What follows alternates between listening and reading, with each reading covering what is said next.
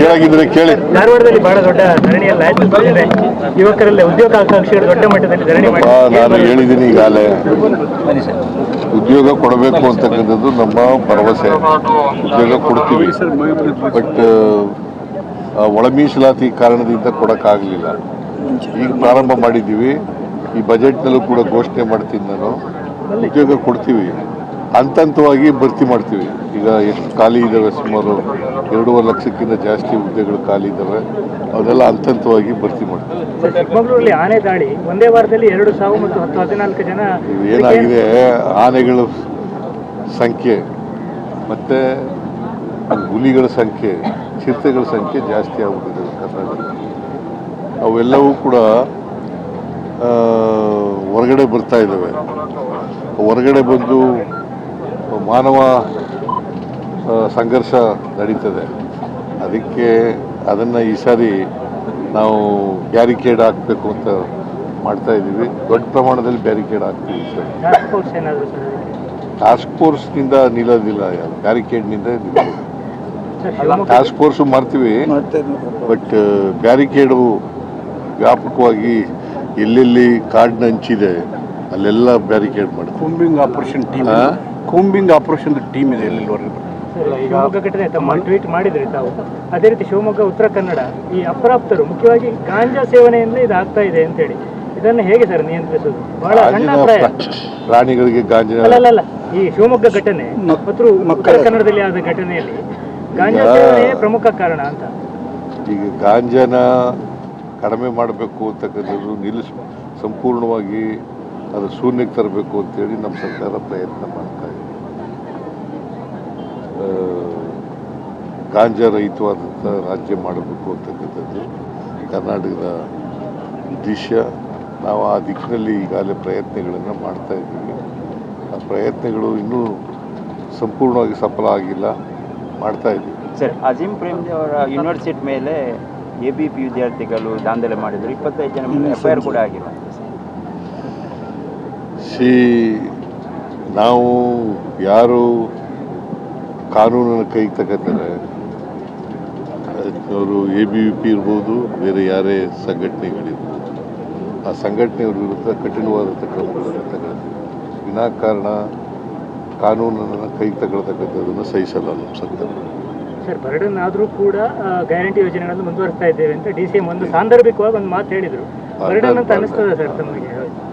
Burden ಅಂತಂದರೆ ವರ್ಷಕ್ಕೆ 52,000 ಕೋಟಿಗಿಂತ ಜಾಸ್ತಿ ಆಗ್ತದೆ. ಅದು ಬರ್ಡನ್ ಅಂತ ಹೇಳಿರಬೇಕು. ನಾವು ಡೆವಲಪ್ಮೆಂಟ್ ವರ್ಕ್ಸು ಮುಂದುವರಿಸ್ತಾ ಇದ್ದೀವಿ. ಮತ್ತು ಗ್ಯಾರಂಟಿ ಯೋಜನೆಗಳಿಗೆ 1,20,000 ಕೋಟಿ ಈಗಾಗಲೇ ಕೊಟ್ಟಿದ್ದೀವಿ. ಗ್ಯಾರಂಟಿ ಯೋಜನೆ ನಮ್ಮ ರಾಜ್ಯ ವನ್ಯಜೀವಿ ವಿಭಾಗ ಪರ್ಮಿಷನ್ ಕೊಡುತ್ತೆ ಸರ್. ಯಾವುದಕ್ಕೆ? ಆಗುಂಬೆಯಲ್ಲಿ ನಿರ್ಮಾಣ. State opinion has not been expressed. ಈ ಆಗುಂಬೆ ಟನಲ್ ಇದೆ. ಸೊ ನೀವೇನು ಹೇಳ್ತೀರಾ? ಪರ್ಮಿಷನ್ ಇಲ್ಲ, ಮಾಡ್ತೀವಿ ಅದನ್ನು. ವಿರೋಧ ಇದೆ, ಅದರಿಂದ ಪರಿಸರವಾದಿಗಳಲ್ಲಿ ಸಿಕ್ಕಾಪಟ್ಟೆ ವಿರೋಧ ಇದೆ. ಮತ್ತೊಂದು, ಈಗ ಆನೆಗಳು ನಾಡಿಗೆ ಬರ್ತಾ ಇದ್ದಾವೆ, ಅವ್ರನ್ನು ಕನ್ವಿನ್ಸ್ ಮಾಡ್ತಕ್ಕಂಥ ಪ್ರಯತ್ನ ಮಾಡ್ತೀವಿ.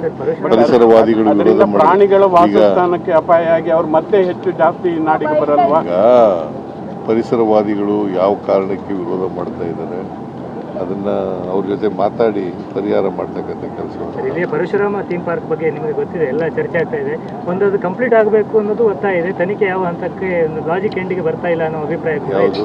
ಪರಶುರಾಮ ಥೀಮ್ ಪಾರ್ಕ್ ಕಾರ್ಕಳದಲ್ಲಿ. ಇಲ್ಲಿ ಕಾರ್ಕಳದಲ್ಲಿ ಮಾಡ್ತೀವಿ, ಪರಿಸರವಾದಿಗಳ ಜೊತೆ ಮಾತಾಡ್ತೀವಿ. ಪರಶುರಾಮ ಅದನ್ನ ಮಾಡ್ತೀವಿ. ಅದನ್ನ ಯಾರು ತಪ್ಪು ಮಾಡಿದ್ದಾರೆ ಅವ್ರ ಮೇಲೆ ಕ್ರಮ ತಗೊಳ್ತಕ್ಕಂಥ ಯೋಜನೆ ಮುಗಿಸ್ತಕ್ಕಂಥ ಕೆಲಸ ಮಾಡ್ತೀವಿ. ಸರ್ಕಾರಿ ಆಸ್ಪತ್ರೆಗಳಲ್ಲಿ ಔಷಧಿಗಳ ಕೊರತೆಯಿಂದ ರೋಗಿಗಳು ಇಲ್ಲ ಕೊರತೆ, ಔಷಧಿಗಳ ಕೊರತೆ ಇಲ್ಲ ಸರ್. ಅದೇ ರೀತಿ ಬ್ರಹ್ಮಾವರ ಸಕ್ಕರೆ ಕಾರ್ಖಾನೆ ಭ್ರಷ್ಟಾಚಾರದ ತನಿಖೆ ಯಾವುದೇ ಕನ್ಕ್ಲೂಷನ್ ಹೋಗ್ತಾ ಇಲ್ಲ, ಅದು ಮುಂದುವರಿತಾನೆ ಇಲ್ಲ. ಪ್ರತಾಪ್ ಚಂದ್ರ ಶೆಟ್ಟರು 50 ದಿನ ಧರಣಿ ಎಲ್ಲ ಮಾಡಿದ್ರು. ಪ್ರತಾಪ್ ಚಂದ್ರ ಶೆಟ್ಟರು 50 ಅದು ಬ್ರಹ್ಮಾವರ ನಾವು ಈಗಾಗಲೇ ಡಿಸಿಷನ್ ತಗೊಂಡಿದ್ದೀವಿ. ಸೊ ಯಾರು ಕೂಡ ಮುಂದೆ ಬರಲ್ಲ ಅದನ್ನು ನಡೆಸೋಕ್ಕೆ. ಸೊ ಅಲ್ಲ ಸರ್, ನಾವು ಅದಲ್ಲ, ಅದು ಭ್ರಷ್ಟಾಚಾರ. ಗುಜರಿ ಮಾರಾಟದಲ್ಲಿ ಭ್ರಷ್ಟಾಚಾರ 14ರಿಂದ ಆಗಿದೆ. 20 ತನಕ ಭ್ರಷ್ಟಾಚಾರ ಆಗಿದೆ ಅನ್ನೋ ಒಂದು ಅದ್ರ ಬಗ್ಗೆ ಎಂಕ್ವೈರಿ ಮಾಡಿಸ್ತೀವಿ. ಸರ್ ಈಗ ನರ್ಸಿಂಗರ ಮಕ್ಕಳು ಇಲ್ಲಿಯವರು ಕಾಯ್ತಾ ಇದ್ದಾರೆ ಸರ್. ಅಲ್ಲಿ ಬೇಡಿಕೆಯೂ ಬಂತು, ಸ್ವಂತ ಕಟ್ಟಡ ಮತ್ತು ಅವರ ಅದೆಲ್ಲ ನರ್ಸಿಂಗ್ ಮಕ್ಕಳು ಕಾಯ್ತಾನೂ ಇದ್ದಾರೆ. ಈ ಕಾರ್ಕಳದಲ್ಲಿ ಬಹಳ ದೊಡ್ಡ ಸಮಸ್ಯೆ. ಎಲ್ಲಿ? ಇಲ್ಲೇ ಕಾರ್ಕಳದಲ್ಲೇ ಅಲ್ಲಿ ಮನವಿಯಲ್ಲೂ ಹೇಳಿದ್ರು. ನರ್ಸಿಂಗ್ ಕಾಲೇಜ್ ಸ್ವಂತ ಕಟ್ಟಡ ಎಲ್ಲೂ ಇಲ್ಲ ಸರ್.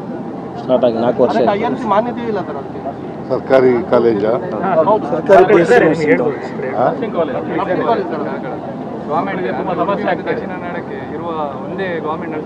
ನಾನು ಇದು ನೋಡ್ತೀನಿ. ಸರ್, ಪಿಲಿಕುಳದಲ್ಲಿ ಜೈವಿಕ ಉದ್ಯಾನವನ ಇದೆ ಸರ್. ಅಲ್ಲಿ ಪ್ರಾಣಿಗಳ ಸ್ಥಿತಿ ತುಂಬ ಶೋಚನೀಯ ಸ್ಥಿತಿಯಲ್ಲಿ ಇದೆ sir.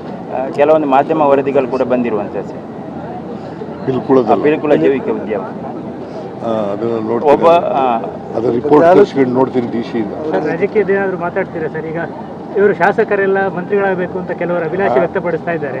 Nothing wrong in that. ಈಗ ಮಂತ್ರಿಗಳಾಗಬೇಕು ಅನ್ನೋದ್ರಲ್ಲಿ ತಪ್ಪೇನಿಲ್ಲ.